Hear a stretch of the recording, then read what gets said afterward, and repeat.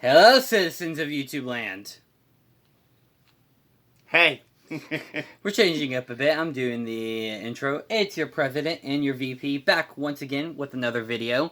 And today I'm very excited to announce that today is the first day of the month of Halloween horror. For all October long, we are going to be doing primarily science fiction films, except for the first two entries here, but primary science fiction films.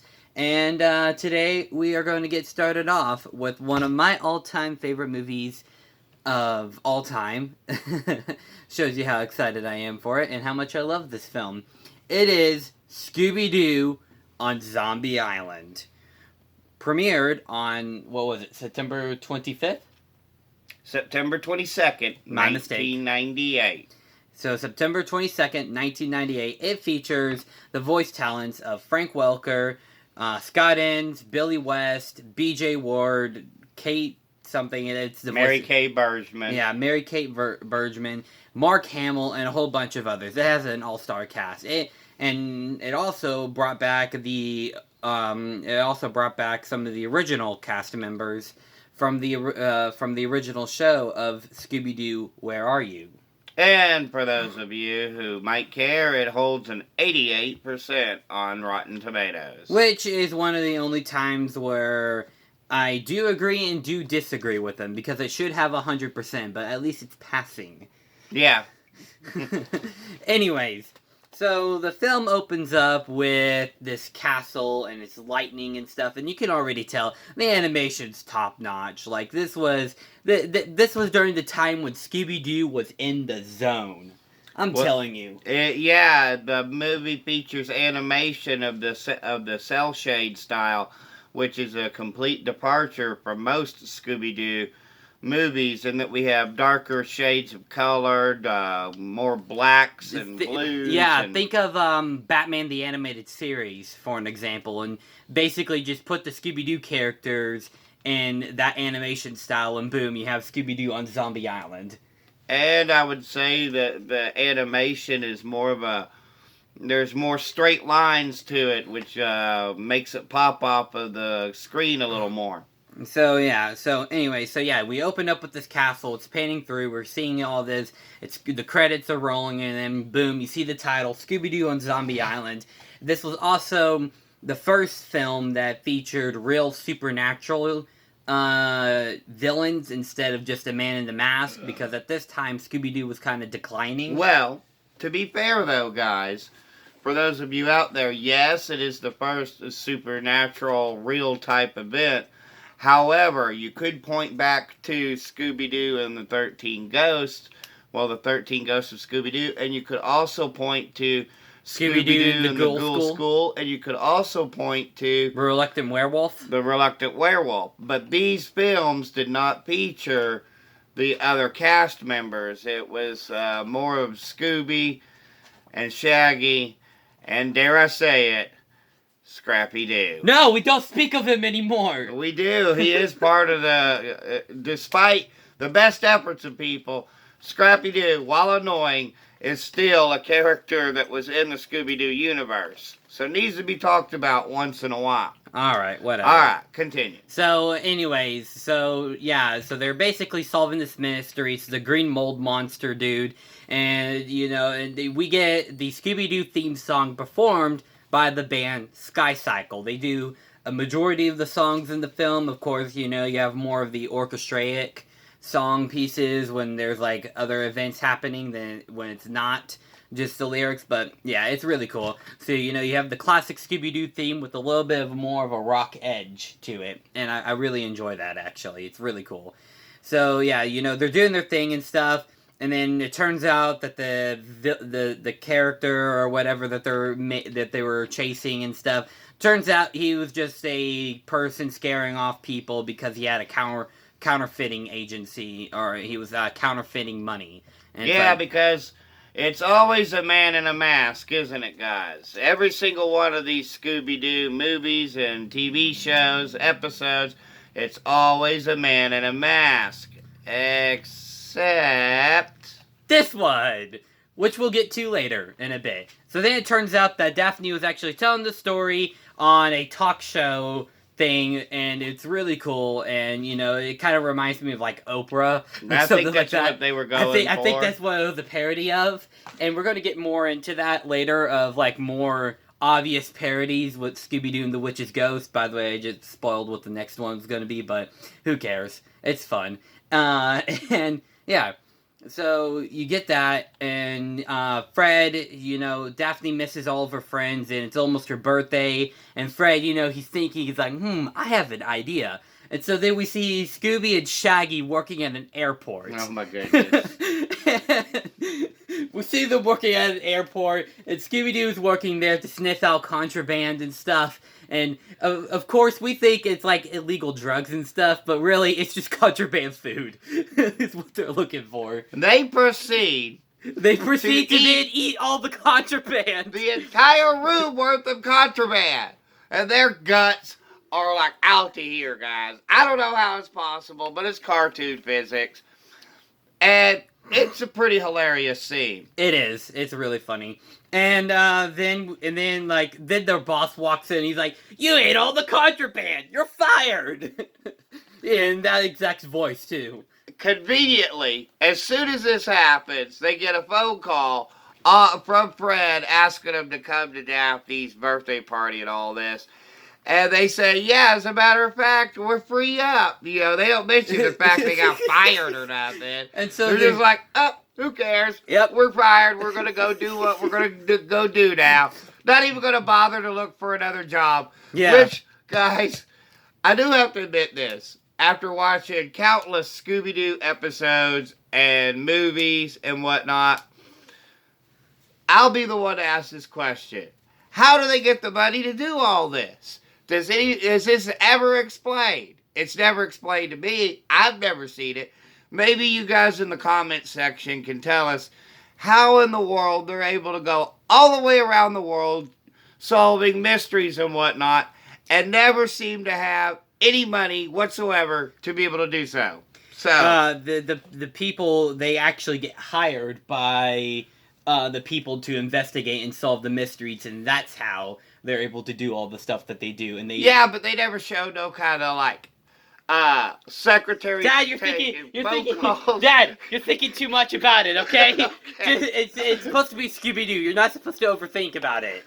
So, anyways, these are questions that need to be answered, guys. So if you've got a better explanation that they just get paid for it, because I would like a detailed explanation. Okay, but whatever. That's beside the point. So then we see Velma working at a mystery bookstore, and she's super bored, and then there's like this parody of a show. I forgot what it was, but it's like a parody of a famous show / book series that she's like renting out and stuff, and she's like, man, solving mysteries was more fun than selling them. And then Fred calls her up, and she's like, yeah, I'll come as well, So she immediately quits her job to go solve mysteries. And by the way, not to throw holes at this, but they're not guaranteed no money for this.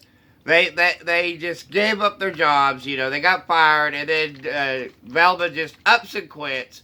But, I'm not going to get in a long rant on Velma because she is one of my least favorite characters. Maybe someday I'll do one on it, or we'll do one on it, but yeah, go ahead. Keep going. So Velma, so then Fred is like, hey, you're not forgetting something, this is later and all that, and she's like, yeah, I'm not forgetting anything, Fred, Daphne is, and it's like, alright, and then it's like, surprise, Scooby, Shaggy, Velma, they're all there, celebrating her birthday, and then all that. And they're in New Orleans. Well, they're not in New Orleans yet, and so then they go from coast to coast, solving mysteries and stuff, and this is where we get into the songs. I'm going to talk about them real quick, because they're so fun. I love it. The first one is The Ghost Is Here. Really cool. It's a really cool one. Me and Dad, we're always like dancing to it and stuff, but there's an even better one later on. But The Ghost Is Here is just really cool. It's I don't really know. catchy. I think I prefer The Ghost Is Here, but to each their own. Keep going. Yeah, but the other one is I think is better, but it's our opinions. If you've seen the film, then you probably know what I'm talking about once I get to that. So yeah, so then we get this really catchy song, "The Ghost Is Here," where it's all like every mystery that they solve is a fake, and the same cycle is just repeating over and over again. And then they're in New Orleans now. So finally, we're in New Orleans, which is actually the first time that we see. It's the first time we ever see an actual like location in the Scooby-Doo universe. It's like, wow, they're in an actual city now instead of a made up one. So look at that. Sorry, I'm thirsty. Anyway, so yeah, a girl comes up. Lena, I think is her name, if I remember correctly. Yeah, Lena. She comes up and she says, "Hey, I heard you folks are looking for a real haunted house. There's one on Moonscar Island, which is." I don't know if it's a real island or not, or if it's probably based off of one of Louisiana's barrier islands. Yeah, that are similar to in the bayou. Texas is barrier islands, and then they kind of act as barriers, and they're the first to get hit with the storm. This is true with Galveston Island down there in Texas, and others like that. So yeah, we get that, and so basically they're going on this long car ride and stuff, and then Scooby and Shaggy they fall off of a ferry, and then then Gators, they're immediately like, "Oh, lunch," and they swim in.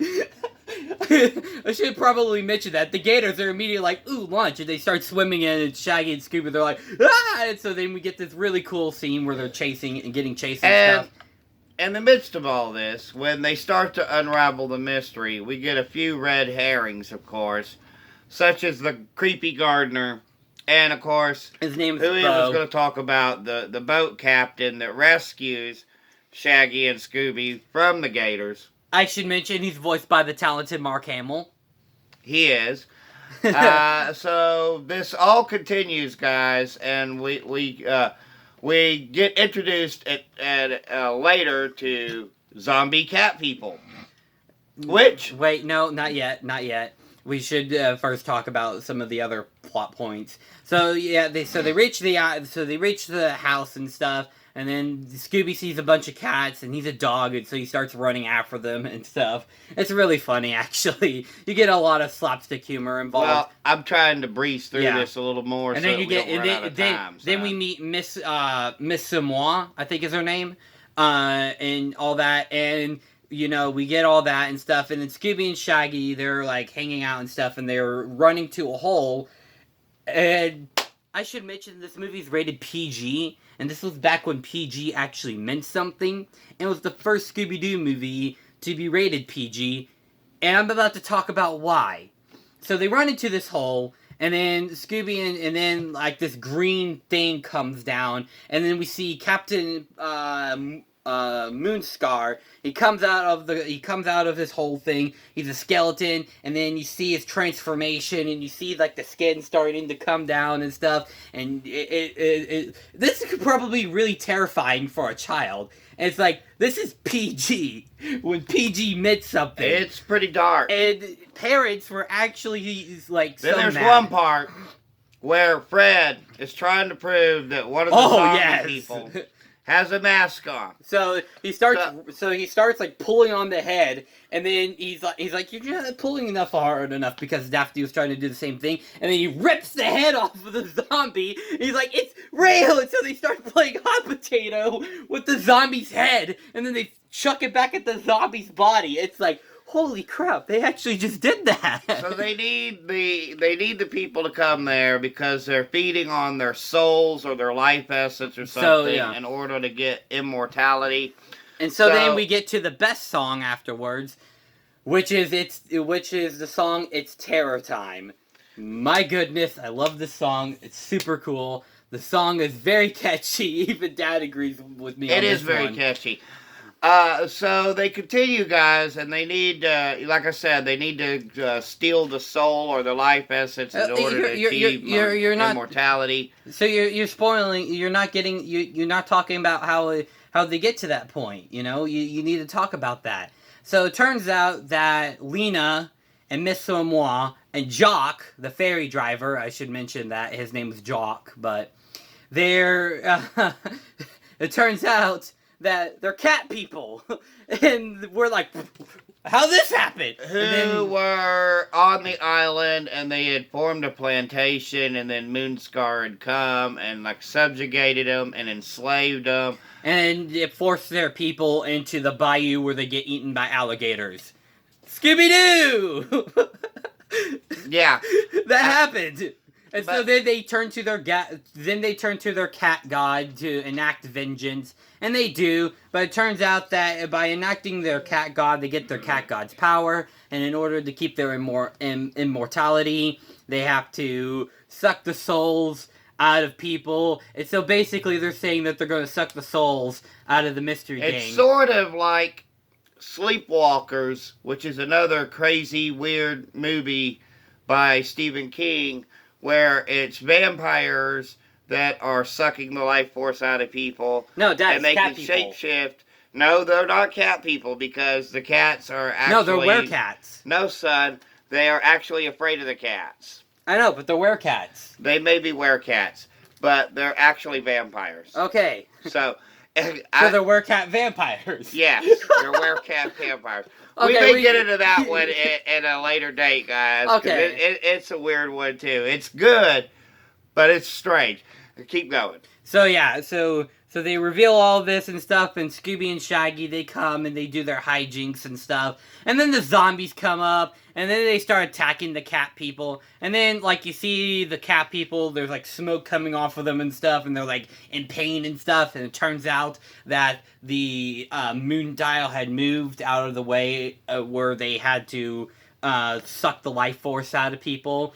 And so now you see, like, the cat people, then you start seeing them, like, starting to decay in their bones and stuff, and then they just crumble into dust. It's like, yeah, this is rated PG. It's like, wow. And then the zombies do the same thing, and then now they can be at rest and stuff. And then you see the Civil War dude. He comes out of the ground for one last brief second. He, like, goes like this, and he's like, thank you. And then No. He goes like, thank you. With a real, like, gravelly voice. Yeah, but yeah. And Scooby's like, ooh, he's all terrified. Overall, this is a really, really fun one. You can find is. it on Boomerang. I'm sure it's available on DVD and HBO and Max.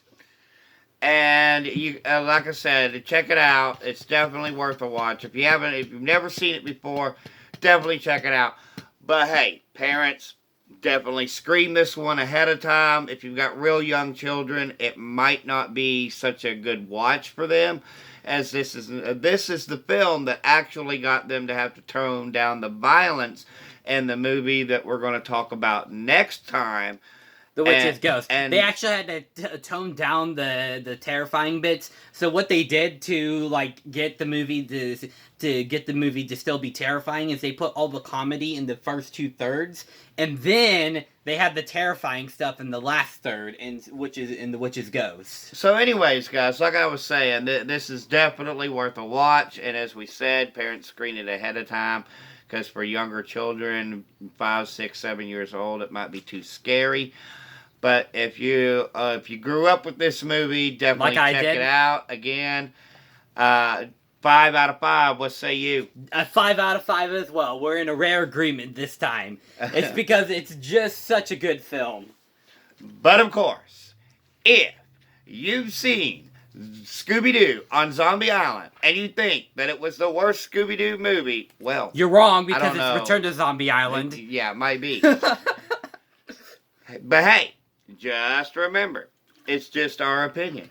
We're just two idiots with a cell phone camera. Our opinions do not matter, except they actually do, because we have a YouTube show, except they actually don't.